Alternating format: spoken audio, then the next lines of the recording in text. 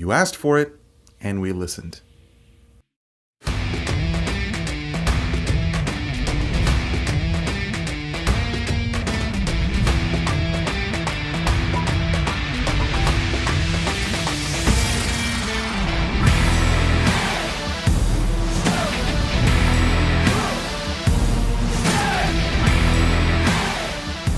This could be you. Every time you turn on your PC. Super chill CPU, happy you.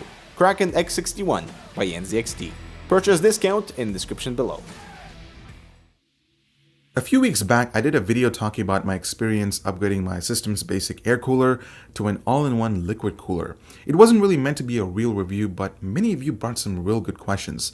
For example, even though the $120 Master Liquid Pro 240 provided excellent temperatures and decent acoustics, the price difference compared to the $40 Hyper 2-Tool Evo had many wondering about less expensive upgrade solutions. Noctua's lineup was brought up again and again. Based on those observations, I decided to make a follow-up video, and of course, I reached out to Noctua to see what they could provide. A lot of you guys were suggesting us to compare this AIO to the Noctua D15, since that would be a fair comparison when you take the price to performance ratio into account. We also decided to throw in 2 more coolers from Noctua with varying price points to give a good comparison. Now before I move on, I need to get this off my chest. The purpose of that video was to give you a rough idea of whether or not if it was worth upgrading to an all-in-one cooling solution. Generally speaking, newcomers to the high-level PC cooling tend to go for AIO coolers these days. That may sound odd considering these cooling solutions do look a bit intimidating, but they have some notable benefits as well. Unlike large air coolers, AIOs tend to offer a broader memory compatibility and don't have several pounds of heatsink mass hanging off your motherboard.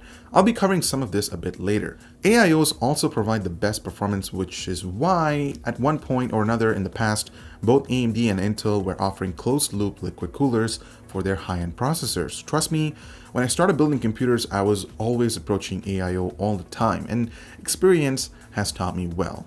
With that said, let's start with Noctua's big boy, the NH-D15.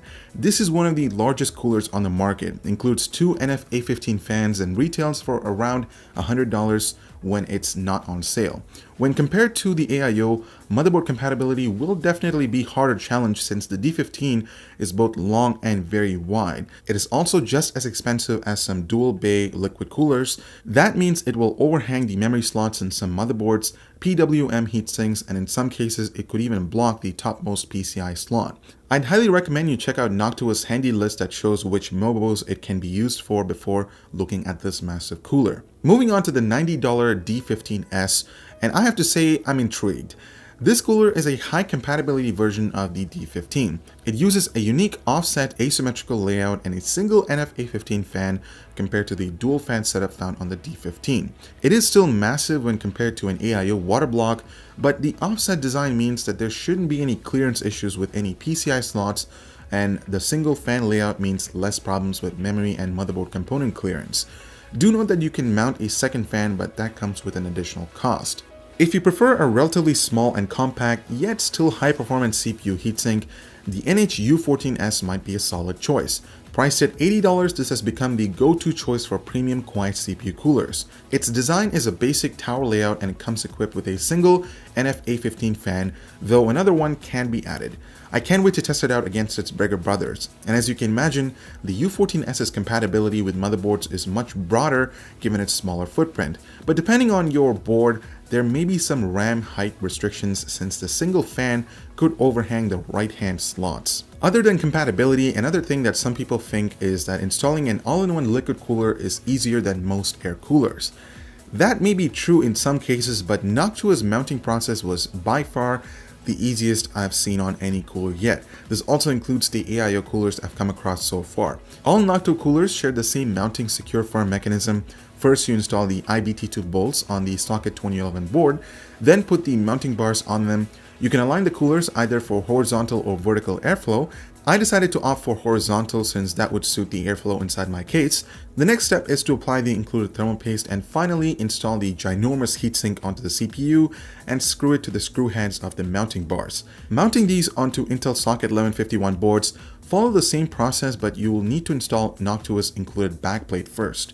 I did have some trouble mounting the second fan on the D15 due to the height of my RAM sticks, but that was expected. The other two coolers installation went off without any problems.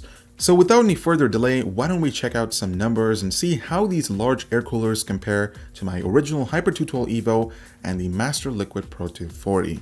I used IDA64 to monitor the CPU temps and the side panel open and closed, and the results were interesting. With the side panel open, the AIO outperformed all during idle situations, but the D15 was neck to neck with the Pro 240 under load. I did set the fan speed profile to standard, but if you blast them off, I'm sure you'll get better temperatures. The D15S hangs on quite well too, which is great to see given its broader compatibility. What surprised me the most was the performance from the U14S, and I can explain that.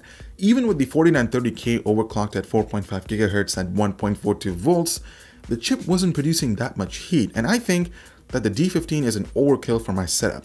Now, if I were to throw these coolers on a hotter running CPU, these results may take a quick turn, and if you're interested in those results, let us know in the comments down below. Switching to the closed case scenario, the results shifted a little bit. The Pro 240 struggled a bit and ended up in between the 212 Evo and the U14S, whereas the D15 ran 4 degrees cooler than the AIO, with the D15S very close behind again. That's amazing. The case of choice can also affect your CPU's cooling performance. If you noticed, I was using the Entho Lux case to test the Hyper 212 Evo and the Pro 240 in my previous video, but recently I made the switch to the Evolve ATX Tempered Glass Edition, and apart from the physical attractiveness of this case, what I appreciate about it is its massive room inside the chassis for increased airflow. There are no drive cages restricting the air coming from the front intake fans, which is awesome, so I ended up testing all 5 coolers inside this case, and the results do speak for themselves. Both the 212 Evo and the Pro 240 ran a few degrees Celsius cooler when installed inside the Evolve ATX case. Let's move on to acoustics.